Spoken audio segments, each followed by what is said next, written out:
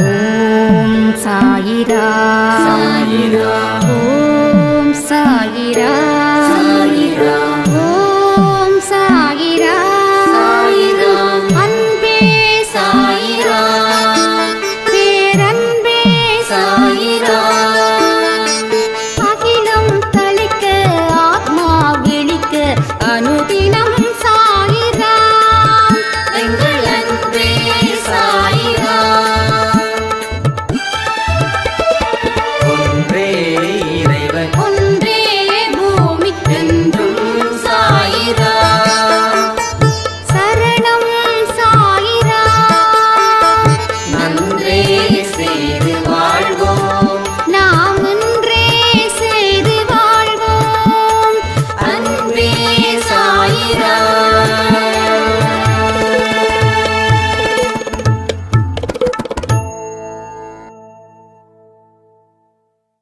சாயிரா.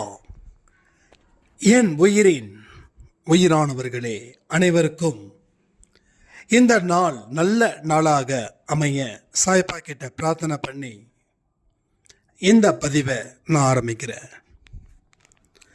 அன்பே சாயில இங்க இருக்கக்கூடிய ஒவ்வொரு குழந்தைங்களுடைய மனதிலும் நம்ம சாயப்பா வாழ்ந்து கொண்டு இருக்கிறார்.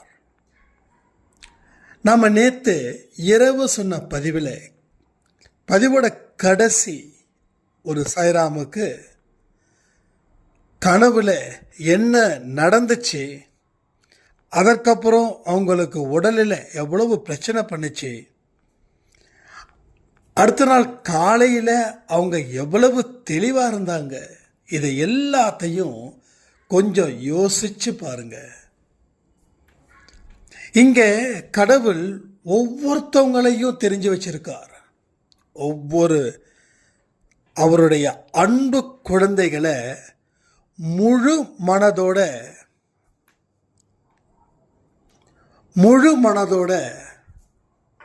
அவர் தேர்ந்தெடுக்கப்பட்டவர்களுக்கு சில பல சோதனைகளை அவங்க கர்ம வினையின் அடிப்படையில் கொடுத்து அதற்கு உண்டான பலத்தையும் அதற்கு உண்டான வழியையும் காண்பிச்சு வாழ்க்கையில் வெற்றி அடைய வைத்து அவங்களுக்கு சந்தோஷத்தையும் நிம்மதியையும் கொடுக்குறாரு. இதை பொய்ன்னு உங்களால் சொல்ல முடியுமா? இங்க உண்மை சொல்றதுக்கு ஜாஸ்தி. அதாவது ஒரு சாய்ராம் சொன்னாங்க, கடவுள் இல்லைன்னு வாழ்ந்தவன் நான், ஆனால் அன்பே சாய் குடும்பத்தில் பதிவுகளை கேட்கும்போது கடவுள் இல்லாமல் இந்த உலகம் இயங்கிறது முடியாது, அந்த மாதிரி கடவுள் நம்பிக்கையை பதிவுகள் கொடுத்துருக்கு அப்படின்னு. அப்போ ஒவ்வொரு வார்த்தைகளும் எங்கிருந்து வருது? கடவுள்கிட்ட இருந்து. ஒவ்வொரு வார்த்தைகளில் இருக்கக்கூடிய பொருள் எங்கிருந்து வருது? கடவுள்கிட்ட இருந்து. நீங்க எப்பெல்லாம் சோர்வடைகிறீங்களோ அப்பெல்லாம் ஒரு வழியிலையும் அவர் பதில் கொடுத்துக்கிட்டே இருக்காரு. ஏன் பதில் கொடுக்கிறாருன்னா, உன்னால் சிறப்பாக வாழ முடியும், உன்னால் சிறப்பான சக்தியை பெற்று ஒரு பலமான வாழ்க்கையை வாழ முடியும். அது என்னங்க சிறப்பான சக்தி? எல்லா மனுஷங்களுக்கும் கடவுள் சக்தி கொடுத்துருக்கார், ஆனால் உங்களுக்கும் சிறப்பான சக்தி. ஏன்னா அவர் உங்களை முழு மனதுடன் தேர்ந்தெடுத்திருக்கிறார். அதனால தான் இந்த சோதனை. ஏன்னா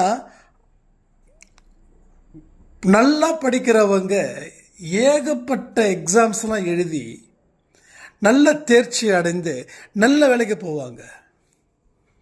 ஒரு ஐஏஎஸ் ஐபிஎஸ் படிக்கிறவங்களுடைய அந்த சோதனை பாருங்கள், ஒரு சாதாரணமாக ஒரு டிகிரி முடிக்கிறவங்களுடைய சோதனை பாருங்கள், ரெண்டுத்துக்கும் வித்தியாசம் இருக்கும். நம்மளாம் பெருசாக கஷ்டப்பட்டு படிக்கவே இல்லை, ஜாலியாக எம்காம் பாஸ் பண்ணிட்டோம். அப்படி ஐஏஎஸ் ஐபிஎஸ் பண்ண முடியுமா? பண்ண முடியாதுல்ல. அப்போது அவங்க எந்த அளவுக்கு ஹார்ட் ஒர்க் பண்ணுறாங்க, அந்த ஹார்ட் ஒர்க்லேயும் எவ்வளோ தோல்வி அடைகிறாங்க, அந்த தோல்வியை பொருட்படுத்தாமல் அந்த தோல்வியை எப்படி வெற்றிகரமாக மாற்றுறாங்க, அவங்க சந்திக்கக்கூடிய விளைவு, சந்திக்கக்கூடிய சோதனைகள் எல்லாற்றையும் நீங்கள் நினச்சி பாருங்கள். எல்லா விஷயத்தையும் நினச்சி பாருங்க. அப்போது கடும் சோதனைக்கு உட்பட்டு தான் அவங்க ஒரு பிரம்மாண்டமான வாழ்க்கையை வாழ்கிறார்கள், ஒரு பிரம்மாண்டமான வாழ்க்கையை வாழ்கிறாங்க. ஏன்னா அவ்வளவு கஷ்டப்பட்டாங்க. கஷ்டப்பட்டது சில வருஷங்களே, ஆனால் அந்த பலன் அவங்க வாழ்க்கை முடிகிற வரைக்கும் இருக்குதா இல்லையா? ஒரு படிப்பை வச்சு நம்ம வாழ்க்கையையும் உதாரணத்துக்கு வச்சுக்கலாம். அதுக்கு தான் இந்த படிப்பை வச்சு நான் சொல்கிறேன். நீங்கள் பெருசாக கஷ்டப்படணும், ஆனால் நீங்கள் எந்த அளவுக்கு பெருசாக கஷ்டப்படுறீங்களோ அந்த அளவுக்கு பேரின்ப வாழ்க்கையை நீங்கள் வாழ முடியும்.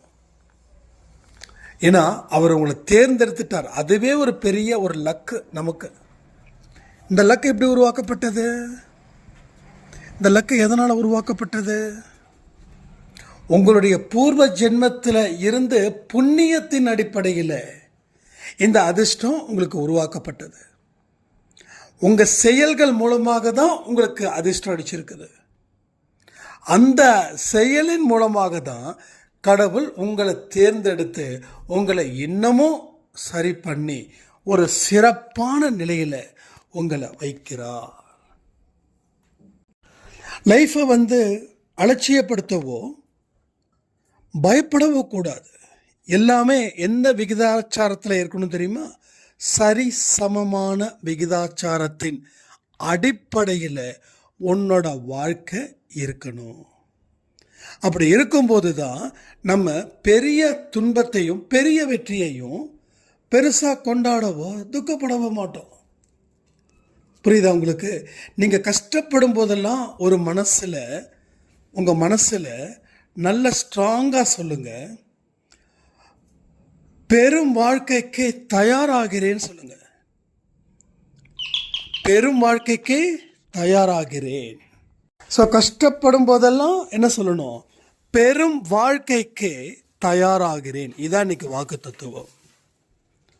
அப்போ இந்த ஒரு வார்த்தையை சொல்வதன் மூலமாக பெரும் வாழ்க்கையை அவர் உங்களுக்கு கொடுக்கிறார்னு அர்த்தம். அப்போ கஷ்டப்படும் போது எந்த காரணத்தை கொண்டும் நான் கஷ்டப்படுறேன், என் வாழ்க்கையில் எல்லாத்தையும் இழந்துட்டேன் அப்படின்ற வீண் புலம்பல்கள் உங்கள் வாழ்க்கையில் தேவையில்லை. இது வரைக்கும் நாம் அதை தான் செஞ்சோம், இனி அது தேவையில்லை, அது கிளியர் ஆகிடுச்சு.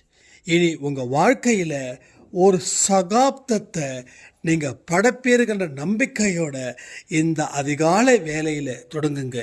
உங்களுக்கு சிறப்பான ஒரு வாழ்க்கையை கடவுள் கொடுப்பார்னு சொல்லி இன்றைக்கி யார் யாரெல்லாம் பர்த்டே வெட்டிங் டே செலிப்ரேட் பண்ணுறாங்களோ அத்தனை பேருக்கும் சாயப்பாட அன்பும் ஆசீர்வாதமும் பரிபூர்ணமாக கிடைக்கணும்னு பிரார்த்தனை பண்ணி இந்த பதிவை நான் முடிக்கிறேன்.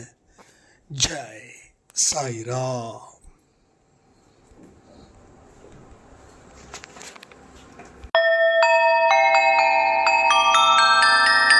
ஓம் சாயிரா சாயிரா ஓம் சாயிரா சாயிரா